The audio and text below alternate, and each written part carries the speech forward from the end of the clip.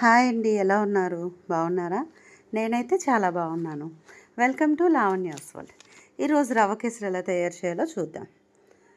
First pan తీసుకొని ప్యాన్లో గీ వేసుకోవాలి.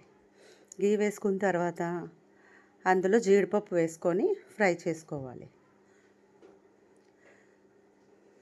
నా దగ్గర అయితే ప్రస్తుతానికైతే నా దగ్గర జీడిపప్పు ఒకటే ఉంది కాబట్టి అది వేసుకొని నేను ఫ్రై చేసుకుంటున్నాను. మీరు అందులో ఏ డ్రై ఫ్రూట్స్ అయినా వేసుకోవచ్చు. కిస్మిస్ అని ఇంకా మీరు ఏం తింటారో అవి వేసుకోవచ్చు. స్టవ్ ఏమొచ్చి సిమ్లో పెట్టుకొని క్యాష్యూస్ ఏమొచ్చి ఫ్రై చేసుకున్నాను. చూడండి, గోల్డెన్ బ్రౌన్ కలర్లో వచ్చేసింది కదా.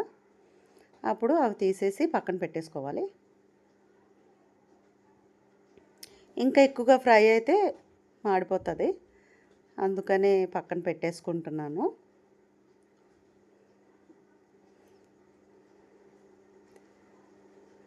ఓకే, పక్కన పెట్టేసుకున్న తర్వాత సూజీ రవ్వ తీసుకోవాలంటే బొంబాయి రవ్వ అంటారు కదా, ఉప్మాకి వాడతాము. అది తీసుకొని స్టవ్ సిమ్లో పెట్టుకొని ఫ్రై చేసుకోవాలి. ఇది కూడా గోల్డెన్ బ్రౌన్ కలర్ లాగా వచ్చేటట్టు ఫ్రై చేసుకోవాలి.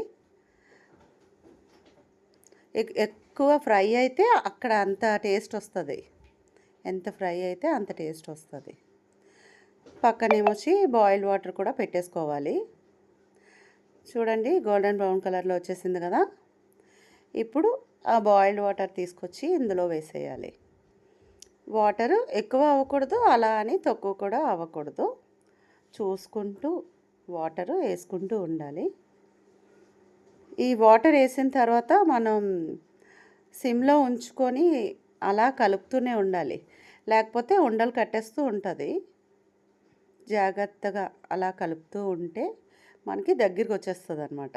చూడండి, వచ్చింది కదా. దగ్గరికి వచ్చేసిన తర్వాత షుగర్ వేసుకోవాలి. మీరు ఎంత షుగర్ తింటారో అంత వేసుకోవచ్చు, ఎంత స్వీట్ తింటారో అంత. మేమైతే తక్కువే తింటాం స్వీట్, అందుకనే కొంచెమే వేసుకున్నాం. స్వీట్ అంటే పంచదార వేయగానే చూడండి లిక్విడ్గా వచ్చిందా. నాకు ఇక్కడ నెయ్యి ఇంకా సరిపోలేదు కాబట్టి నెయ్యి వేసుకున్నాను. నెయ్యి వేసుకొని ఇంకొంతసేపు ఉడకబెట్టాలి. ఓకే, ఫ్రై అయిన తర్వాత చూడండి ఫ్రై అవుతుంది. ఇప్పుడు యాలకులు నేనైతే దంచేసి వేసేసాను, మీరైతే పౌడర్ చేసి కూడా వేసుకోవచ్చు. ఫుల్గా ఫ్రై అయింది, చూడండి ఫ్రై అయింది కదా. ఫ్రై అయిన తర్వాత డ్రై ఫ్రూట్స్ ఇందాకలా జీడిపప్పు ఫ్రై చేసుకున్నాను కదా, అవి వేసేసాను. వేసేసిన తర్వాత రెడీ. నా వీడియో నచ్చితే లైక్ చేయండి, సబ్స్క్రైబ్ చేసుకోండి.